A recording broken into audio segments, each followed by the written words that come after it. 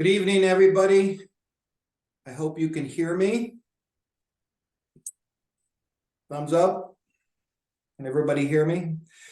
Wonderful. If you are logged in to listen to Professor Joe Diamond speak about the Crispell Cottage, you're in the right place. We will begin in just a moment. There's still quite a few people coming on in.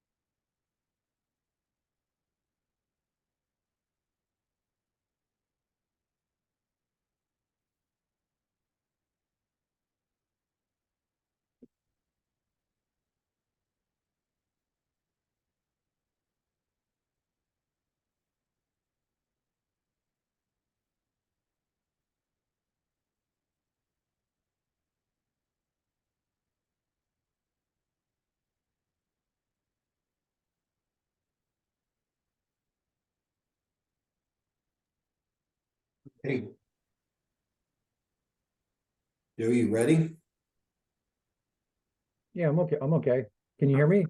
All right, yes, I can hear you perfectly. So I guess we can get started then. Let me introduce you and get things rolling. First off, can everybody hear me? Great, terrific. Good evening, everyone. Welcome to tonight's lecture, co-hosted by the Hurley Heritage Society and the Hurley Library and the West Hurley Library. My name's Raleigh Green, and I'm the Vice President of the Hurley Heritage Society, and I'm very delighted to host this evening's presentation. Before we get started, just a few housekeeping notes. Please be sure you're on mute to ensure everyone can hear the guest speaker and that there are no interruptions. During the presentation, if you have a question, you can use the chat feature to send your questions ahead of time, and they'll be answered during the presentation or at the end. At the conclusion of the formal presentation, we'll open things up to further questions, and you may unmute yourselves then. Just so everyone knows, this presentation is being recorded, and we will be posting it to the Hurley Heritage Society website within around a week. And we'll post that it's online and available for viewing on our Facebook page. I invite you all to visit the Hurley Heritage Society Museum on Saturday and Sunday after Thanksgiving, when we'll open our doors from 11 a.m. to 3 p.m. for our annual holiday boutique sale, where you can find lots of special treasures at incredible prices for holiday gifts and decor. So without further ado, let me introduce you to our guest speaker, Professor Joseph E. Diamond from the Department of Anthropology at SUNY New Paltz. He'll discuss and present information on an excavation completed prior to the construction of a driveway at the Crispell Cottage in the Hurley National Register Historic District. That's the Hurley Main Street. 10 excavation units produced a total of 21,575 artifacts, and these included pre-contact Native American artifacts and historic artifacts related to the 17th, 18th, and 19th centuries. So, without further ado, Professor Diamond, take it away. Okay. Give me that first slide then.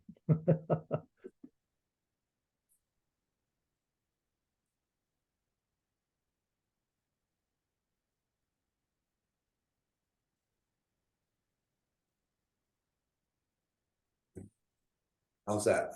That's fine. And then the next one.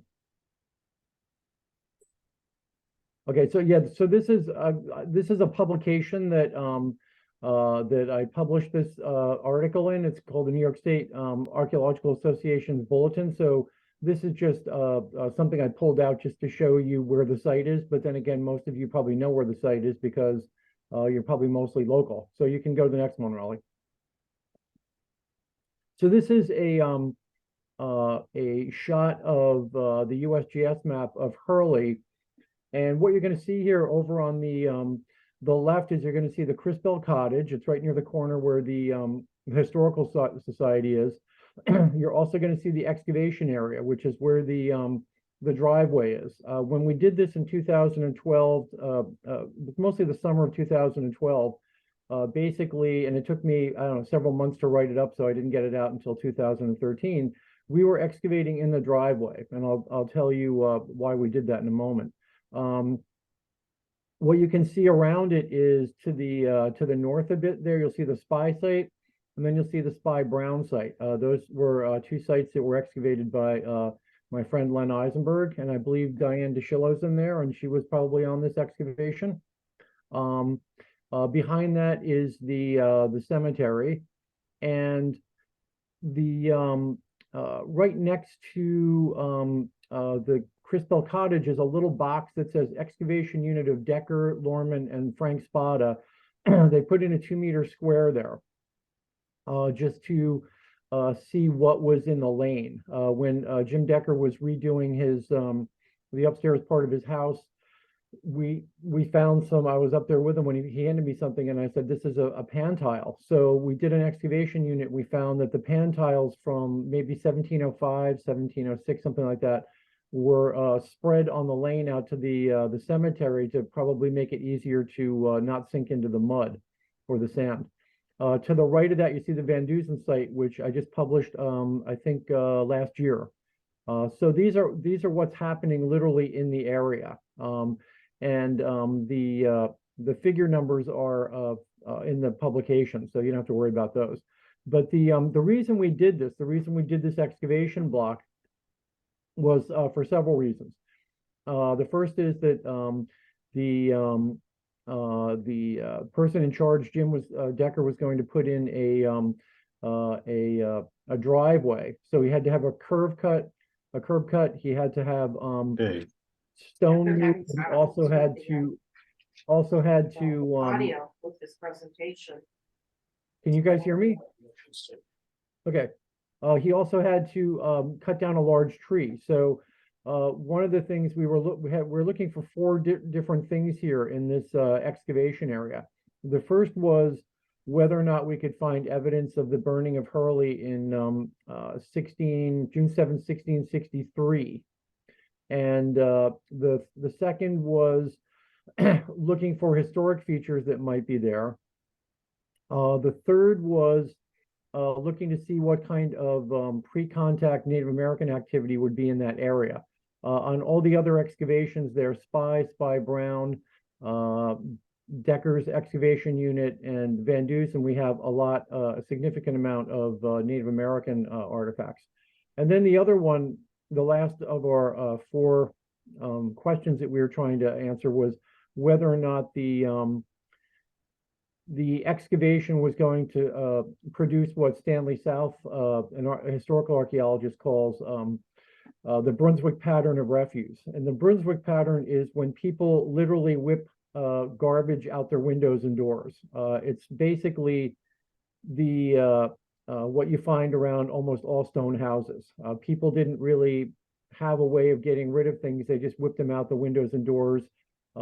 They crunched up ceramics, glass, all the local critters like the ducks and the geese and the pigs ate all the bones and that kind of thing. So that's kind of what we were kind of checking just to see if we were going to get that. And of course we did.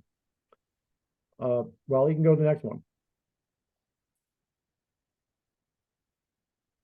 So this is a photograph, early 20th century photo of the Crispell house, taken from probably right about in the parking lot of the what is now the library. Kind of shooting across the street, you'll see that there's a bluestone walkway. There's also a big step out in front with a step to get into a cart. That's no longer there. And over to the left, you'll also see some fence posts. So one of the things that we found when we were doing this excavation is we found some of those fence posts, which was not really a surprise. But basically what we wanted to do was just see what was in that 40-meter block. Go ahead, Raleigh. So this is looking the other way. This is from looking down the street. The Crispell Cottage is literally right behind. That's George Van Sickle on the left and a friend of his on the right. I don't know who that guy is. And what you're seeing just behind George's shoulder is a window, which is really not that that visible because there's an addition on right there. So basically, these guys are, this is circa 1938. So, and what's unfortunate about the PowerPoint when I set this up is it cuts off their the bottoms of their breeches and their cool little socks and their little shoes, which I thought was really, really cool. George used to come down and visit us, the guy on the left, as Frank Spada and I were doing this excavation. And if you're really astute, you can actually see somebody's somebody's fingerprint on the photo. And I think Jim Decker got this from one of the Elmendorfs. So that's probably an Elmendorf fingerprint overlaid on the fence right there. Go ahead, Raleigh. So this is a modern shot. Oh, there is the window. Okay, yeah. I thought, I couldn't remember if that was in or out. This is a modern shot with the Crispell Cottage. This is looking northeast. The Elmendorf house is to the right, and then the Van Duzen's further down the street. So the things you can see here are that things haven't really changed all that much, except of course for the dormers up on top and the addition over on the left. Go ahead. So this is, yeah, okay, this is this is a shot I took earlier this spring. One of the unfortunate things is that when I went to look for my photos for not only this PowerPoint, but for the article I wrote, is that I couldn't find them. So I don't have any action photos. I don't have what Frank and I used to call the octopus, which was right in front of the left side of that shed. There was a very, very large pine tree that was cut down before we got there. Unfortunately, we had to deal with the roots, which went from right in that area almost all the way across. So we kind of worked it back over the course of about a month. And then we had to undermine all the roots and cut them out with a chainsaw for to make sure that we got everything out of every square. And you can see the cemetery is in the background there. And to the right is the addition on the Crispell Cottage. And again, the other thing is, take a look at the fences. These are recent fences from right around 2011, 2012. They were put up by Jim Decker to kind of mirror the way that they would have looked in the 19th century, and they do a really, really good job. Go ahead. There's just another shot of the Crispell Cottage. What else can I add to that? Yeah, with a nice fresh paint job over on the wooden addition to the left. Go ahead. So this is our excavation area. And what you're seeing right here is the sidewalk. The edge of the sidewalk, we left a little bit of a balk right there. The balk was left because we found a number of pieces of chert that had been taken out of the limestone when people were excavating, dressing stone. So what they did was they took all these blocky pieces of chert and they put them in the underneath the sidewalk to use them as kind of a kind of like an underlayment to basically keep the sidewalk flagstones from moving around. So what we did here was we worked each one of these squares from top to bottom. What you'll see here is the corner of the frame building. There's a post there, which is a more modern post. And what we did was we started with excavation unit 1, and we just kind of worked our way back, going back and forth all the way back to where the modern cat burial and the modern dog burial were. That was right around the area of the pine tree. So the roots really extended out. So when we excavated this, we used what's called the Harris matrix, which means that we changed archaeological context in bags every 10 centimeters because we had so much overburden and so much mixture of soils that we needed to have a little bit of control. So what we did was we excavated each one of these kind of in the same way as we did the one next to it and the one on either side of it. And we kept track of all that, of course, with a lot of paperwork. And we later on grouped these into strata groups. So strata group, and I've got my cheat sheet here. Strata group 1 is the humic zone. Strata group 2 is the chert blocks underneath the sidewalk, which is right where it says block right there. Strata group 3 is historic features. So what you're seeing right here is strata group 3. These are just little post molds. They could be what you're seeing right there from context 81, 82, all the way over to context 11 is a series of post molds that probably relate to the fence line that you just saw George Van Sickle and his little buddy standing next to. So after the historic features, strata group 4 was brown sand underneath the humic zone. Strata group 5, we took all of the pre-contact features, which are Native American features, and grouped them as one particular group. And then strata group 6 was the reddish brown sand, which was underneath everything. And the reddish brown sand had quite a bit of artifacts that had kind of migrated down into it. The vast majority of those were Native American. And so we did get a couple historic items that kind of migrated down. Go ahead. So this is the,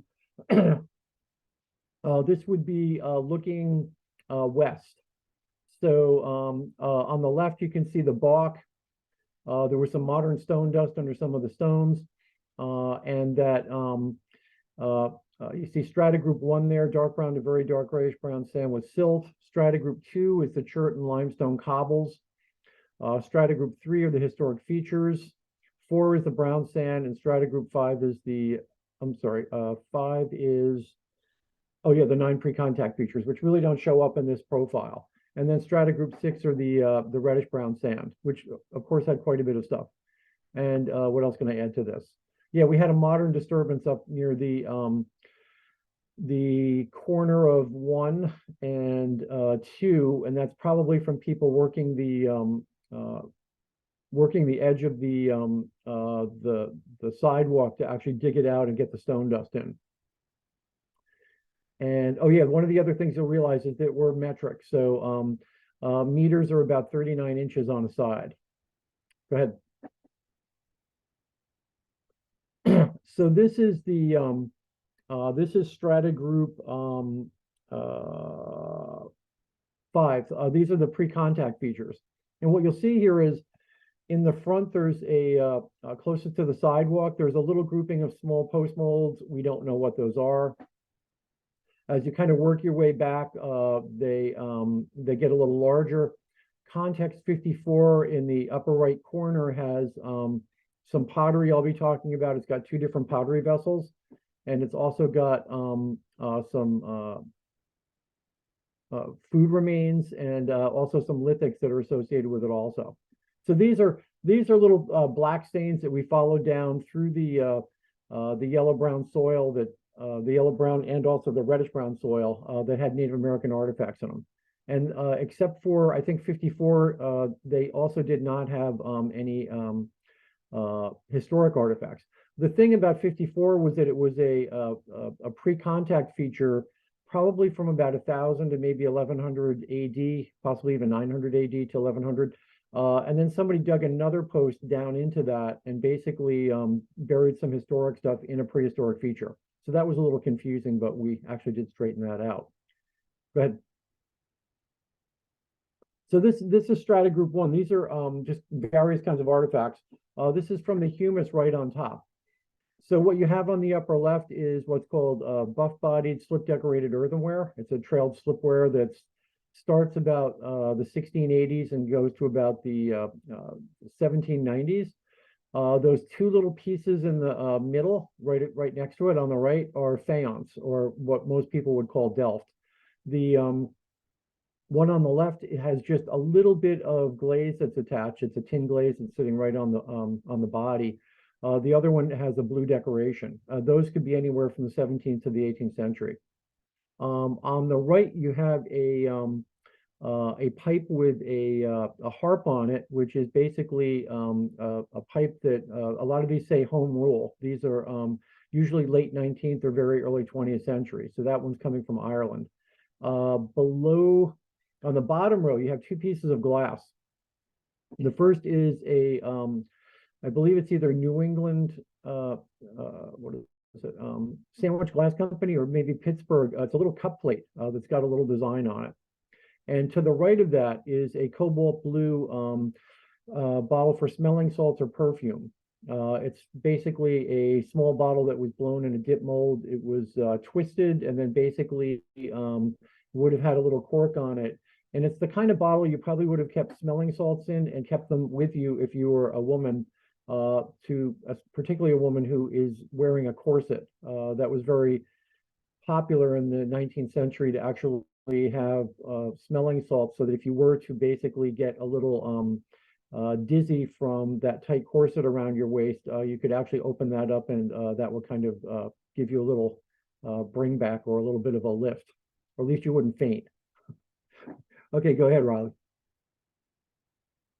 What you have here, this is still strata group 1, a Henry rifle casing on the left, a lead round that was just, it doesn't look like it was impacted. It might have just basically been taken out of a bullet. I don't know. It's one of those things where it might have been shot into something that was soft and it never really affected the bullet. And then we have two gun flints. One is a black English flint, and the other is, I would say it's probably French, but it's probably an English flint that's using a brown flint that you can also find in England. These would be for muskets. And again, this is still in the upper humus. This is strata group 1. Go ahead, Raleigh. These are really cool. So this is clothing and personal items. On the upper left, let me give you the date on this.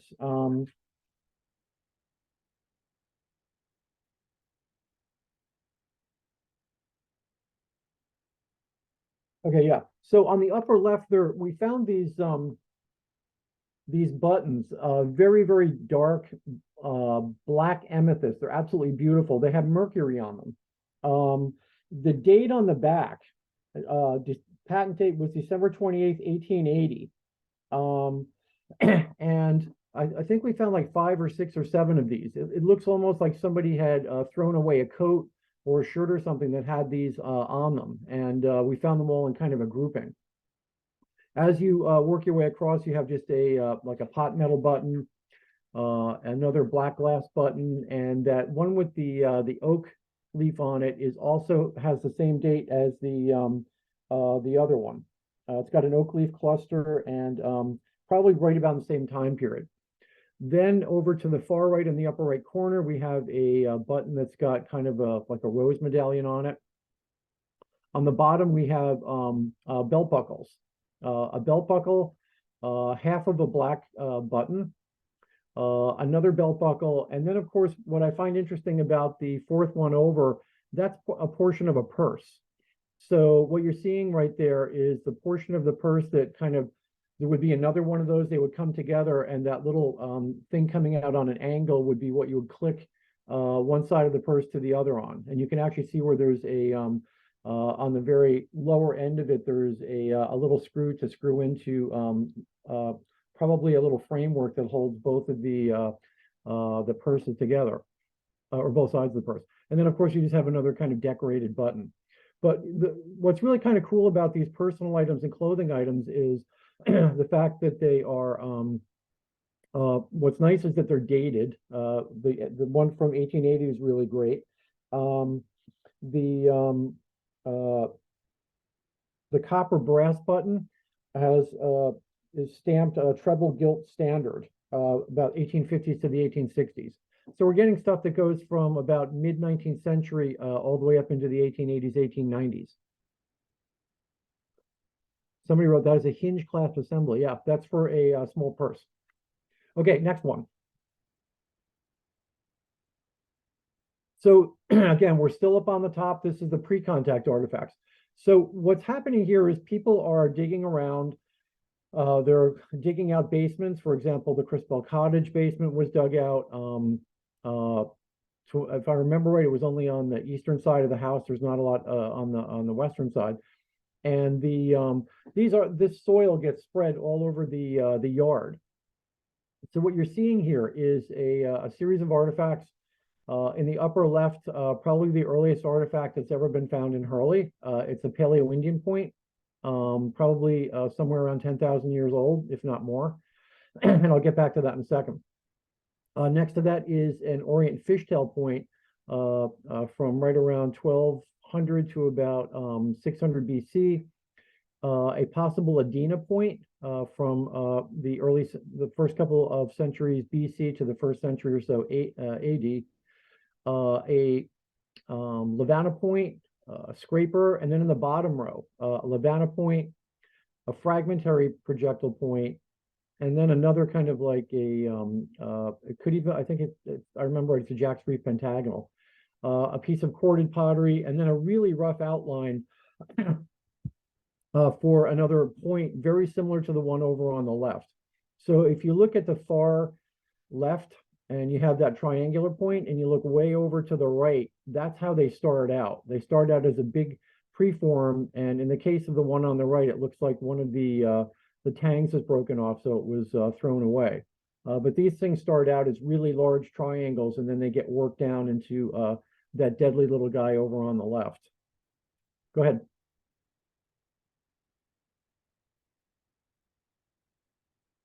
So this is the fluted point, or the Paleo-Indian point. We don't know if this is something that somebody dropped there in Paleo-Indian times, or if it was something that basically people, I'm just clicking on chat right now, just to open the chat box. Okay. Okay, so most of these, okay, so this is mostly about sound. Okay, so we've got that cured. So if you look at the top of this, this looks like it's a fluted point that basically might have been picked up by somebody as just a sharp piece of chert. They use the top of it probably for a reamer. There's kind of a little point right there. And if you look down at the lower right corner of the projectile point, that's also been worked so that you can use it for punching. So it's very probable that this was an artifact that somebody picked up, brought to the terrace at Hurley, which is where this excavation is, and then basically just use those corners, work them back a little bit, and use it for a punch. This is really common on archaeological sites. It's not common to have the person pick up a point that's about in excess of 10,000 years old, though, and then use that as a punch. But I think this is something that was used by somebody much later. The term that Bob Funk would use would be pied retrieve, something that somebody picked up and then basically reused. Go ahead.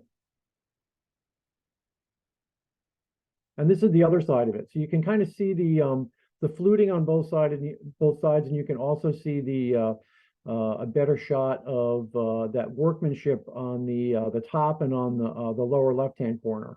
So again, this is something that people are probably it's what Lou Brennan down in Croton used to call a pickup tool. So you basically pick it up, it's still workable, you can do something with it, and then you can just drop it, and it just goes into the soil with all the other stuff.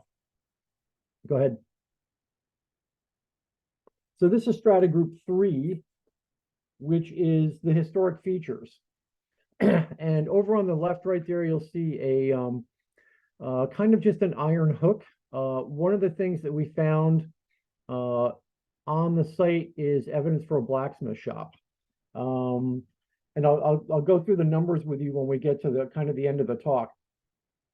We found huge numbers of nails, metal scrap, little cubes of iron, little bars of iron.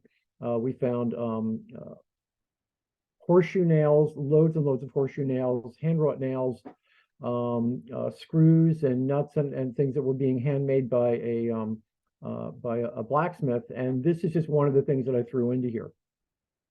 So in the historic features, one of the things you'll notice is that most everything in here is pre-contact Native American. So we have 3 lithic artifacts and then a piece of pottery down there on the lower right. The reason you get pre-contact artifacts and historic features is the soil that people are digging out, when they put it back in, it's loaded with pre-contact Native American artifacts, and it just goes right back into the feature. So we did get a lot of Native American artifacts, even in the historic features. Go ahead.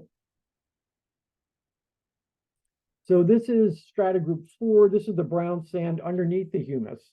So this stuff is probably more stuff that's little, well, actually, it's probably just about the same age as the other stuff, but I'll take you through this. So upper left, you have a piece of slip decorated earthenware, again, about 1683 to about 1795. That kind of dirty piece next to it with the blue and white is another piece of what's called either faience, or faience is the new word for Delft, from what I've been told. So I did that. To the right of that, you have a small piece of faience. And then to the right of that, this doesn't look like much, but that's an engine-turned redware teapot. So you have to imagine a teapot that's turned on a wheel. This is probably British. It's made out of, it's a fine redware, and basically it would have had a lid on it and, of course, a pouring spout. As archaeologists, though, that's all we get. So I know people are like, how do you know that's a teapot? That's what my mom would say. But basically, I've seen like thousands of these in New York City on some of the urban excavations. To the right of that is a wine glass stem with a knop in the middle. These are generally about 1820s to 1840s. Below that, on the lower left, you have a piece of 2 pieces of red earthenware that have trailing on them, and then on the right there's a piece of another piece of Delft. So this is all, these are kitchen category artifacts. So you have, in terms of what these things are, the upper left would be a probably a large pan or a dish or a charger. The 2 in the upper top would probably be some kind of serving vessel, teapot, wine glass. Down on the bottom row, mostly things for probably serving food, and things like chargers or large plates. Okay, go ahead. So this is strata group 4. This is the same strata group, but this is the personal and the clothing category. So let me just go to my notes here. Okay, I forgot what the date on that coin is.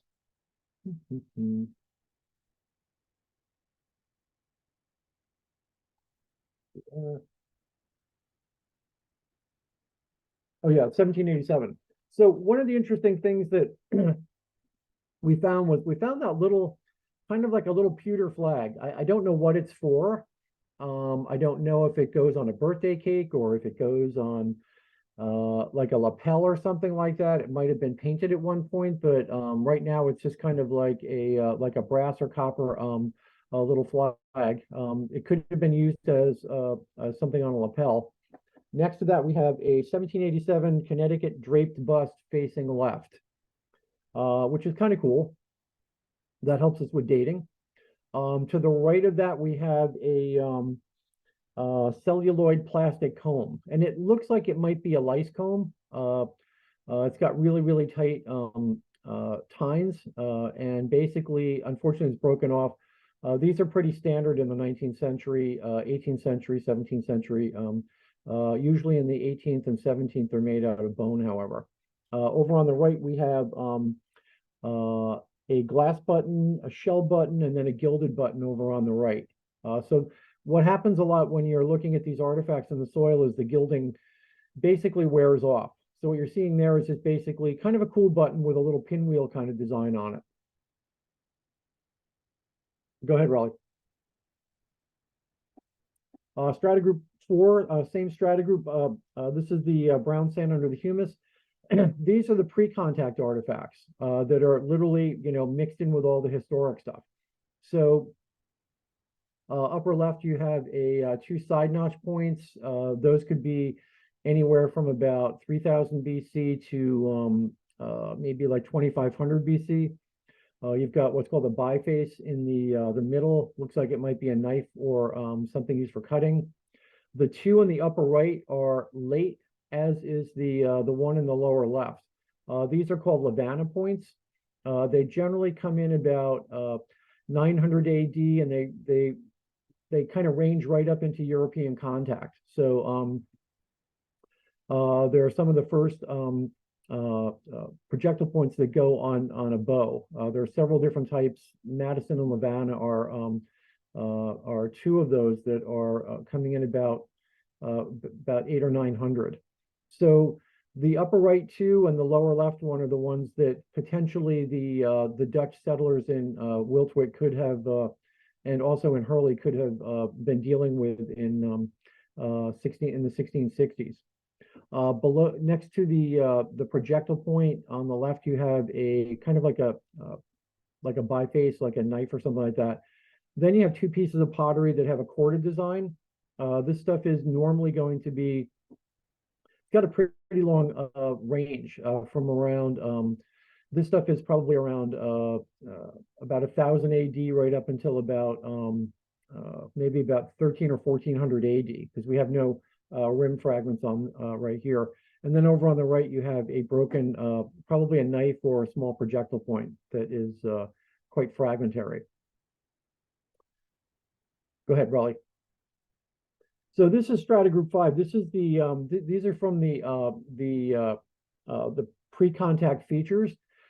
This is from that one feature up in the right-hand corner that I showed you before, which was, I think it was context 54. So we have 2 different pots here. We have the piece on the top, which is a Wasco herringbone, which has a garnet amphibolite. Garnet amphibolite temper, and then we have another one underneath it that has a totally different temper. So these are not the same pot. We have the one up on the upper left has a cord wrap stick decoration on it. It's called the herringbone design. If you can see the rim on it, you can see that somebody's taken that same cord wrap stick and just run it right across the top of the lip. This particular ceramic dates about 900 AD to around maybe 1150 AD. And it's, again, found all across New York State and even down into New Jersey. The other piece, the other vessel is, I don't know what it is. It's just basically a different pot based on the temper. For the upper pot, you can just basically see there's some little white specks there at the bottom of it. That's the quartzite. The garnet amphibolite doesn't show up all that well. On the right, you have again, another Lavana point. This is kind of more associated, I think, with this particular time period. It's more of a large equilateral triangle. And of course, it was found associated with the pottery, so it's probably in that same kind of time period. Go ahead, Raleigh.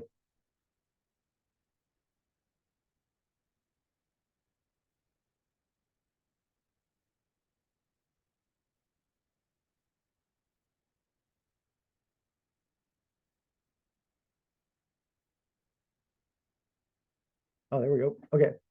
This is strata group 6. This is the reddish brown sand. So as we worked our way down, we had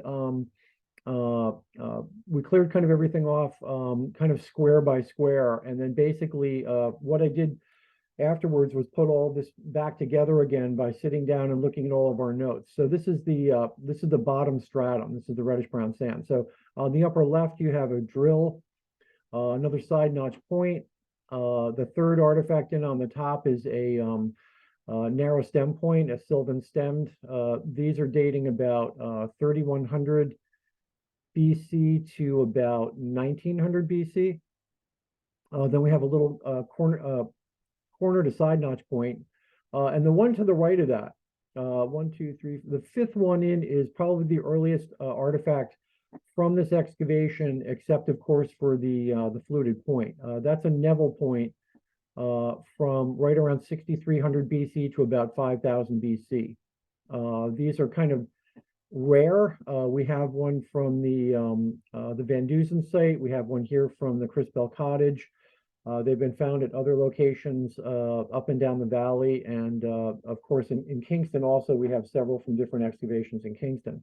At the far right, you have a scraper for cleaning off hides. In the lower left, you have two bifaces. These are, they kind of look like they're in the process of being made into something and they broke.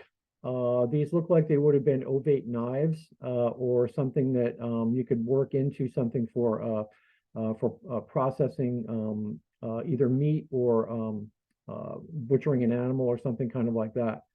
Lastly, on the lower right, we have another side notch point and what looks to be a fragmentary long triangular point, although the other possibility is it could just be a preform being reduced so that somebody can make it into the little projectile point that is sitting right next to it. That's always the possibility. Okay, Raleigh, go ahead. So these are these are the artifacts by strata. So when you look over on the left, you have strata group 1, 2, 3, 4, 5, 6. Normally what we do when we're looking at historic sites is we combine clam and oyster, bone, and kitchen. So what I did was I kind of broke them out in this report that I did for when I wrote this up, just to basically clarify the number of artifacts from those. What most people would do is they would join kitchen, bone, and oyster to come up with, in this case, probably about 30% of the artifacts in strata group 1. You'll notice the personal items, architecture are things like nails and brick fragments, that kind of thing. Take a look at the blacksmith category, though. This is one of the cool things about Stanley South's patterning that he wrote about in the 1970s. When you put all these things into a spreadsheet like this and you have one particular grouping that jumps out so that it's not, let's say, kitchen, personal items, architecture, the arms group, which are things like bullet casings or gun flints or something like that. When you have that other category that's added in, which is almost 20% of the totals of the whole site, then you've got something going on there. So this is one of the fun things about using Stanley South's way of looking at artifact patterning. What else can I add here? So as we go down to what is it? Strata group 2, not a lot of artifacts, simply because that was the chert blocks. We found a couple things in between them, but not a lot. Strata group 3 are the historic features. And one of the things you will notice is, even in the historic features, when you look over at the pre-contact list over here, we still have 222 pre-contact artifacts in the historic features. So that's still quite a bit. Strata group 4 is the brown sand under the humus. Again, a lot of kitchen debris. You can add up the 29%, 9%. You're probably talking about almost 40% of the artifacts from that stratum are kitchen related. And as I kind of work my way over, again, you've got, yeah, also quite a bit of blacksmith material also. And again, take a look at the Native American stuff. 561 Native American artifacts in the strata group 4. Strata group 5, these are the pre-contact features. So these are like post molds. They're that feature, I'm sorry, context number 54. These particular artifacts produced, what do we got here? 476 artifacts, 369 of which are actually pre-contact Native American. And of course, you do get things like kitchen-related items, clam and the oyster kind of filters down, architectural stuff does, the blacksmith stuff does. The bone from here is probably food remains mostly from the Native American feature, and that hasn't been looked at yet. So we don't really have any analysis on the bone. Stratogroup 6 is the reddish brown sand at the very bottom. So when you look way over at the pre-contact numbers for this, 85% of the artifacts, I'm sorry, 86% of the artifacts from this stratum are pre-contact. And again, you have little bits of kitchen items, some bone, oyster and clams are kind of filtering down. Blacksmith is kind of picking up again for some reason. And basically the majority of the artifacts are Native American. And then of course you have the totals here at the bottom. Kitchen related, bone and clam and oyster, if you added those together, you're probably talking about almost 30% of the artifacts. When you work your way over, blacksmith is about 20% of the artifacts. Native American artifacts are basically almost 23%. So one of the things that we learned here is this portion of the terrace in Hurley has an enormous amount of information having to do with, let's say, little bits from the 17th century, mostly 18th and 19th century, and then of course the Native American artifacts from the let's say 1663 back to the fluted point that's about probably 12,000 years old. So there are the numbers on the right, and of course there are the percentages also. So this is kind of the way you like to wrap up a report in an excavation, and it also gives you something that you can write from. So my professor at NYU, Bert Solwin, used to tell me, don't ever start writing until you get your charts together and all your percentages worked out, because you'll just have to keep going back and playing around and figuring out why you were off by one artifact, which I spent several hours doing with him one day because I was off by one. And then that kind of changed my life for charts and graphs at that particular point. Questions at all?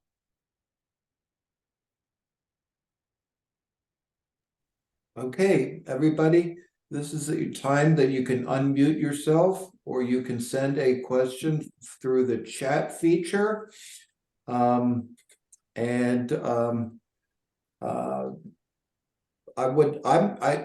Joe, I'll start. Go ahead. The different strata groups, are they generally speaking parallel with a temporal, or were they so disturbed that over time that they were not necessarily reflective of time? Well, yeah, for the most part, I mean, there's a lot of admixture going on here, especially when you're right next to a house, a historic house that's, been there since, I think the date stone is 1735. So there's a lot of admixture. There's digging going on. What we did was we used what's called the Harris matrix, which is you're giving your archaeological context numbers, describing them, and then as you kind of work your way down, basically you can kind of say that, let's say, context 22 in unit 1 is the equivalent of, let's say, context 44 in unit 2. So basically you kind of work your way down from top to bottom, and then basically you pull it all together again, and then you start looking at all the numbers. You start to, like, what can I say about this? And again, you can see what's kind of cool about this is you can see in strata groups 1, 2, 3, and 4. They have pretty decent numbers for Native American artifacts, but strata group 6 has a lot of stuff, and that's because a lot of this stuff is filtered down into the red soil over the last several thousand years. Mm-hmm. So I'm looking at some of the questions here. Where can I access the report you wrote on this excavation? Raleigh, do you have that on online with the This, Historical Society? this presentation or the doc or a report? My report. No, but I can put it on. Was that on the flash drive? No, I can send that to you. Send it to me and I can put that on and bundle it with the video from this. The other question is, what is the documentary evidence of a blacksmith shop on the property?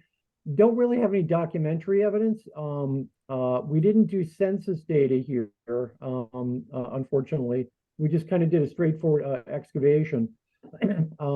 What's kind of cool though is, and this is what Stanley South used to say back in the 70s and 80s, what you're doing here is you're letting the archaeology speak. So that column where it says blacksmith, on a lot of sites that column wouldn't even exist because you wouldn't have 4,100 over 4,100 artifacts relating to a blacksmith. So the actual fact that we have over 4,100 artifacts relating to a blacksmith kind of jumps out at us, and that's kind of the fun part.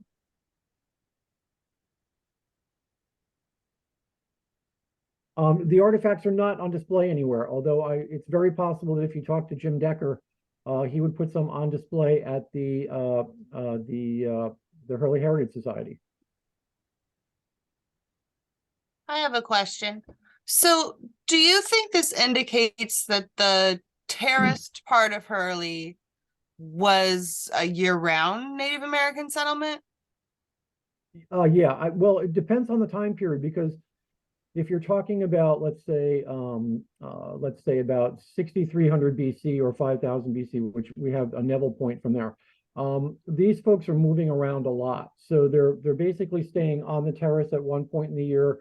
They might be down in the on the floodplain at a different point in the year. They might be in more highland areas, like up near Lucas Avenue, kind of moving around between let's say 8,000 BC, right at the change of the Holocene to the Pleistocene to the Holocene. People are basically very mobile and moving around where where resources become available. So in the case here, by the time you get to, let's say, 5,000 BC, 4,000, 3,000, one of the things you'll notice about Hurley is that we have a lot of black walnut trees. So that full terrace is covered with black walnuts. One of the things we don't see are chestnut trees, which died out in the chestnut blight in the early 20th century. So you have to imagine these people are basically kind of moving around all around Ulster County for different locations where they can hunt, fish, and then also gather nuts or berries or other kinds of food items. And this terrace probably would have been amazing for butternut, black walnut, and probably chestnut. So do you see, like, do you think this was a different place from what you've excavated in Kingston, like on a Beale Street and the Person House? I know there's tons of artifacts there too. Well, the thing about it, Beale Street, is we got a really small picture. So basically, what is it? I think one of these squares, these are 2 meter squares. One of these is more information than we have from all of Beale Street, because we put in small squares and we had things that were popping up in back dirt piles. So that was a little bit, it was fortuitous, but basically we're lucky we got the information. And that site also goes back to the Neville phase. Other sites in Kingston, like the Pearson House, inside the Pearson House, we have stuff going back to the Orient phase at about 1200 BC. The sites down in Ponconky, like Hendrickson and Perry, we have stuff there going back to probably right around 8,000 BC on the Perry site, which is really early. And then, of course, we have other locations in Kingston that have artifacts that run from, let's say, 8,000 BC right up until, let's say, 5,000 BC. And then after that, almost every site has late archaic and then woodland stuff. Cool. You see, there's another question here. Joe, has anyone taken sediment core from one of the 5 lakes in the Binnenwater area for vegetational history in deglaciation age and to link to human history? I'll get to that in a second. Jamie asked, were any of the artifacts imported into the area from abroad, or was everything the product of local production? Almost everything looks local. It's all of the Native American artifacts are Hudson Valley. The historic items, though, are from Ireland, from England, from Scotland, probably from the Netherlands and France, among others. That's where most of this stuff is coming in from. And then getting back to the other question, has anyone taken a sediment? I'm not sure if they've done the Binnenwater lakes. I know that John Rayburn at SUNY New Paltz has done some other lakes in the area. So he has done Lake Mohonk, and then another one of the lakes down in Esopus to look at vegetational change, and then also to try to get some carbon dating on pollen. The idea now is if you get a big enough pollen sample, you can actually do a radiocarbon date on it. And then I hear Paul say, what does the term pre-contact mean? That just means prior to 1609. We're not using the word prehistoric anymore. We're using the word pre-contact. Was there carbon dating on the fauna gathered? No, we didn't do any carbon dating on this. Why would you not have done carbon dating? Would seriation and other historical evidence have worked sufficiently? Well, the thing is that we, although we had context number 54 had that pottery in it. The problem that it also had, though, was, as I mentioned, it had a more recent post being dug into it. So if you're going to throw some money out for a carbon date, you're talking probably about $360. And at the time, it just wasn't in our budget. And the other stuff in, let's say, stratum 1, 2, 3, and 4, most of that stuff was so mixed up, you really wouldn't want to waste $360 on it, because you could just get a date that is unrelated to anything. Okay. What else do we have here? Okay. Joe, I have two really basic questions. When you were showing the houses on the street, this is so simple, I'm embarrassed to ask, but I will. Why were the houses so close to the road? Well, I think the reason that they were close to the road is because, first of all, when you're looking at the back, basically most of them actually had they had barns in the back, kind of like Jim Decker's house, the Elmendorf house. I was with Jim the other day, and we were walking around behind the Crispell Cottage, and you can see where their Dutch barn was. It's back on John Stevens' property, I believe. And basically, this was a village that was probably very tightly built together in terms of houses. You basically have an area where people are living next to each other on this street, but they own property all around them that they're using for farming, for growing wheat or corn, or for grazing cows. One of the things about Jim Decker's house next door is the fact that it was a gable fronted house. Basically, instead of the way it looks now, and it's kind of like the Pearson house. The gable actually fronted like that, facing the street. And at a particular point, they knocked the roof off and they went that way. And then they went sideways east down towards the Van Dusen house. So some of the real early houses, maybe around 1705, started out that way. The Crispell Cottage didn't. It looks like it's always been with the gable facing east-west. But again, I've never been up in the attic to really look at it to see if it's early. Again, 1735, which is the date stone, would suggest that it probably is similar to the way it looks now. Thank you.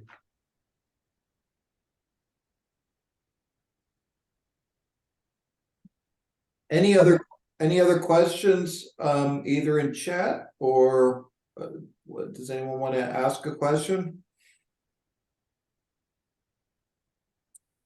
Well, I will ask a question. Joe, based on this and other recent digs in the area of Hurley, are there any areas that you think are very much of interest for future archaeological excavations? And what kinds of history would you or data would you be interested in seeking? At the moment, I'm so overwhelmed with data that I have that basically I can't imagine doing any digging at this particular point because I have a lot of stuff that I'm working on publishing. So I don't know. I really can't speak to that. So I mean, there are a lot of great places that have amazing data, which we can preserve for the future, and that's kind of what I think is important. Areas in Kingston, areas in Hurley. The terrace in Hurley has huge amounts of data. So you can start like down by the church, go all the way up probably to the corner where the stop sign is, and go north and south, and you're going to find more archaeological data, regarding 17th, 18th, 19th, and 19th century, and then also Native American stuff.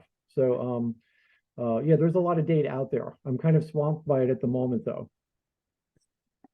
So I have two questions here from Karna.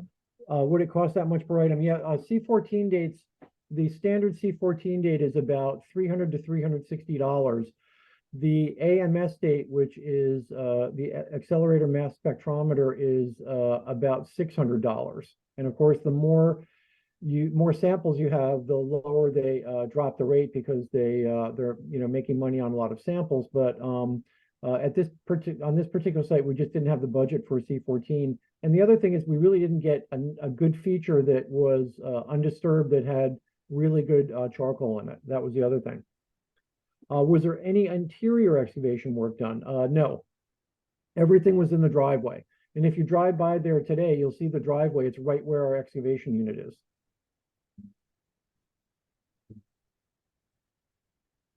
Other questions? Well, I think Troy Ellen Dixon says it very well. Thank you for sharing this information, this presentation. It certainly was engaging and very illuminating and enjoyable. And we look forward, Professor Diamond, for your future presentations on Hurley and beyond. And to anyone who joined us tonight, if you missed something, again, this is being video recorded, and it will be posted onto the Hurley Heritage Society's website within the week. And I will also have links to the document that Professor Diamond had published as it relates to this.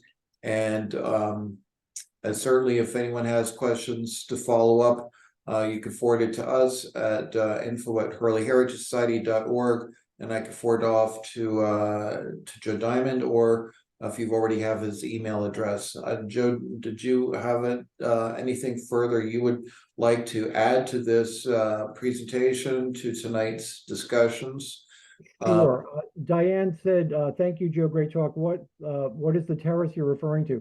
I'm referring to like the whole area of Old Hurley. That's a sand terrace that extends from the Dutch church all the way down to the stop sign, and then kind of wraps around all the way down Hurley Avenue. We have a number of sites all the way down Hurley Avenue there on that terrace overlooking the Esopus Creek. And lastly, Diane, could you email me at diamondj@newpaltz.edu, because I want to see if you have any photographs of the Spy and the Spy Brown excavation. I'm really glad that you're on here, because I wanted to see if you had any photos reaching way back into the 80s for that.